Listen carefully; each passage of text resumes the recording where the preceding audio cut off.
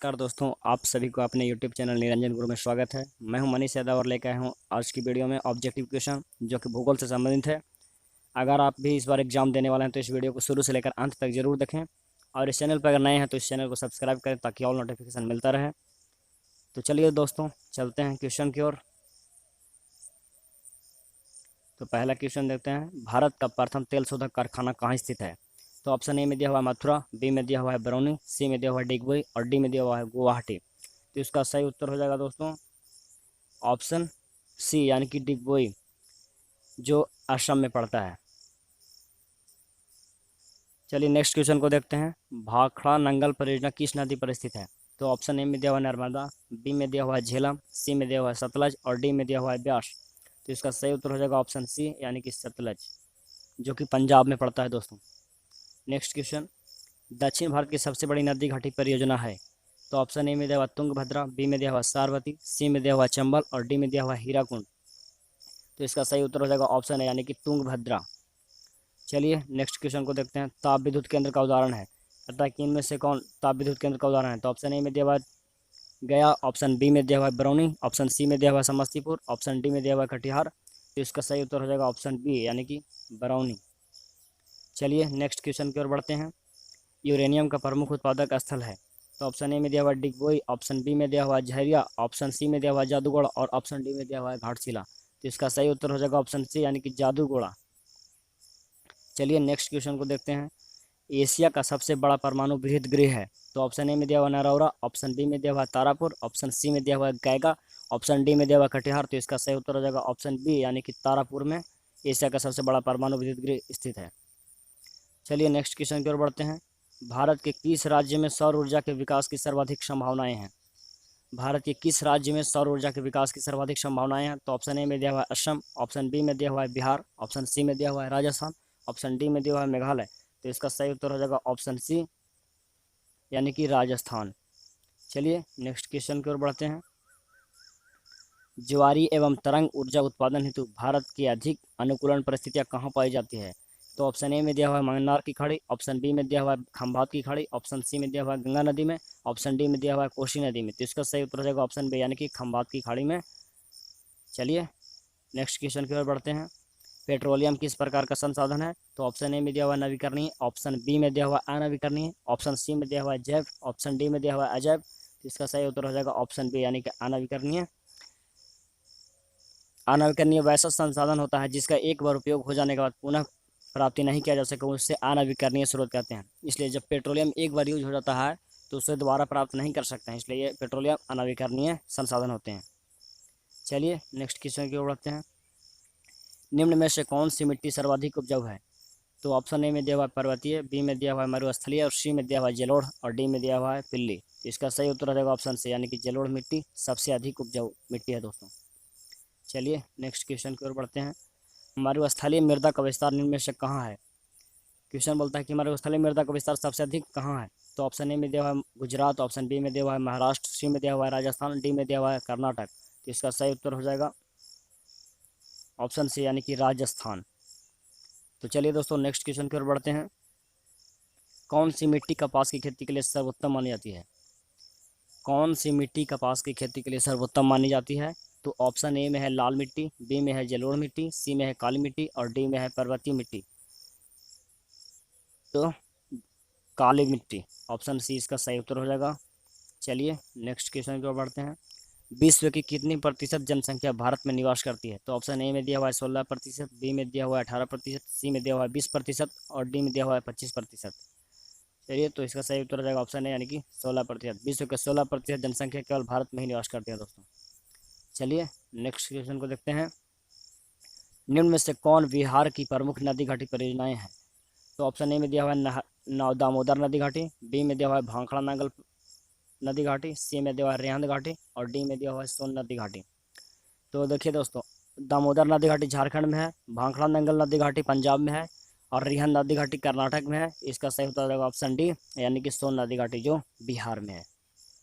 चलिए next question को देखते हैं, विश्व पर्यावरण दिवस कब मनाया जाता है? तो ऑप्शन ए में दिया हुआ है 5 जून, बी में दिया हुआ है 3 नवंबर, सी में दिया हुआ है 3 सितंबर और डी में दिया हुआ है 2 अप्रैल।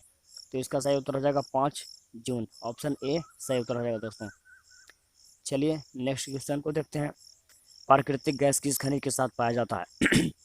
तो ऑप्शन ए में दिया हुआ है यूरेनियम, बी में दिया हुआ है पेट्रोलियम, सी में दिया हुआ है चूना पत्थर और डी में दिया हुआ है कोयला। तो इसका सही उत्तर हो जाएगा पेट्रोलियम। ऑप्शन बी सही। चलिए नेक्स्ट क्वेश्चन को देखते हैं। झारखंड के झारिया क्षेत्र में मुख्यतः क्या पाया जाता है? तो ऑप्शन ए में दिया हुआ है थोरियम, बी में दिया हुआ है रेशम, सी में दिया हुआ है कोयला और डी में दिया हुआ है सोना। तो इसका सही उत्तर हो जाएगा ऑप्शन सी यानी कि कोयला। झारखंड के झारिया क्षेत्र में मुख्यतः कोयला पाया जाता है। चलिए अगला क्वेश्चन देखते हैं। भारत का कान्हा राष्ट्रीय पार्क किस लिए प्रसिद्ध है? तो ऑप्शन ए में है शेर के लिए, बी में है बाघ के लिए, सी में है हिरण के लिए, डी में है हाथी के लिए। तो इसका सही उत्तर हो जाएगा ऑप्शन बी यानी कि कान्हा राष्ट्रीय पार्क बाघ के लिए प्रसिद्ध है। ऑप्शन बी सही उत्तर हो जाएगा। चलिए नेक्स्ट क्वेश्चन को देखते हैं। डॉक्टर मेधा पाटेकर घनिष्ठ रूप से जुड़े हुए हैं।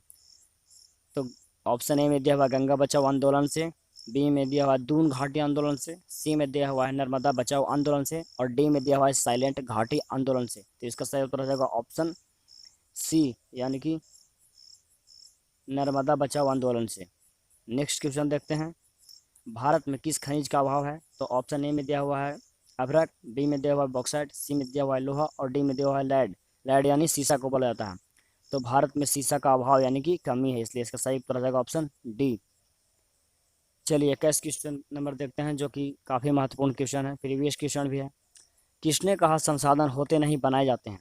तो ऑप्शन ए में है जिम्मरमैन, बी में है महात्मा गांधी, सी में है संदीप पांडे और डी में है इनमें से कोई नहीं। तो इसका सही उत्तर हो जाएगा ऑप्शन ए यानी कि जिम्मरमैन बोले थे कि संसाधन होते नहीं बनाए जाते हैं। चलिए नेक्स्ट क्वेश्चन को देखते हैं।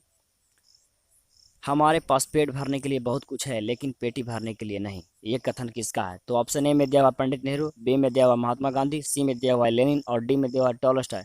तो इसका सही उत्तर हो जाएगा ऑप्शन बी यानी कि महात्मा गांधी बोले थे। चलिए नेक्स्ट क्वेश्चन को देखते हैं। प्रथम पृथ्वी सम्मेलन कब हुआ था? तो ऑप्शन ए में दिया हुआ है 1992, बी में दिया हुआ है 97, सी में दिया हुआ है 2002 और डी में दिया हुआ है 2007। तो इसका सही उत्तर हो जाएगा ऑप्शन नंबर ए यानी कि 1992। प्रथम पृथ्वी सम्मेलन 1992 में हुआ था और द्वितीय पृथ्वी सम्मेलन 1997 में हुआ था और तृतीय पृथ्वी सम्मेलन 2002 में हुआ था। मतलब कि 5-5 वर्ष के बाद पृथ्वी सम्मेलन हुआ था, 3 बार लगातार। चलिए नेक्स्ट क्वेश्चन को देखते हैं। कियोटो सम्मेलन कब हुआ? तो ऑप्शन ए में दिया 1997, बी में दिया हुआ है 2005, सी में दिया हुआ है 1999 और डी में दिया हुआ है 2009। तो इसका सही उत्तर हो जाएगा ऑप्शन ए यानी कि 1997 में कियोटो सम्मेलन हुआ था जो कि जापान में हुआ था। चलिए नेक्स्ट क्वेश्चन को देखते हैं। चिपको आंदोलन कब हुआ था? तो ऑप्शन ए में दिया हुआ है 1970, बी में दिया हुआ है 1972, सी में दिया हुआ है 1980 और डी में दिया हुआ है 1992।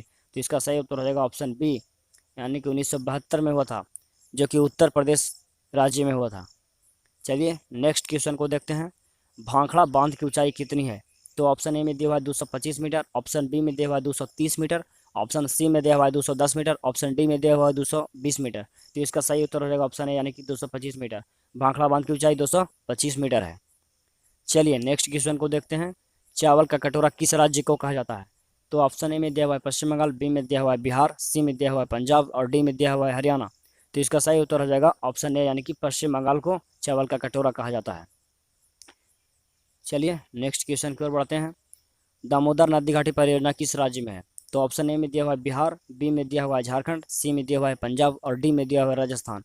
तो इसका सही उत्तर हो जाएगा ऑप्शन बी यानी कि दामोदर नदी घाटी परियोजना झारखंड में है। चलिए आगे बढ़ते हैं। एंथ्रासाइट कोयला में कितना प्रतिशत कार्बन पाया जाता है? तो ऑप्शन ए में दिया हुआ है 70%, बी में दिया हुआ है 80%, सी में दिया हुआ है 90% और डी में दिया हुआ है 40%। तो इसका सही उत्तर हो जाएगा ऑप्शन सी यानी कि 90%, जो कि सबसे अच्छा कोयला है। चलिए आगे बढ़ते हैं।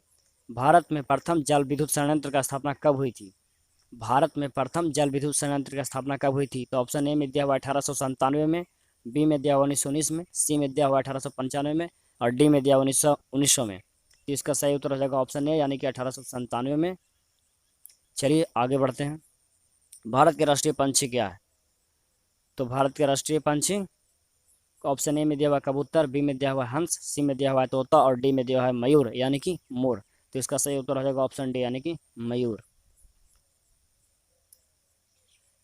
चलिए धन्यवाद दोस्तों इस वीडियो को देखने के लिए। और अगर आप इस चैनल पे नए हैं तो इस चैनल को ज़रूर सब्सक्राइब करें ताकि ऑल नोटिफिकेशन मिलता रहे। चलिए दोस्तों, तो मिलते हैं फिर नेक्स्ट वीडियो में। तब तक के लिए जय हिंद, जय भारत।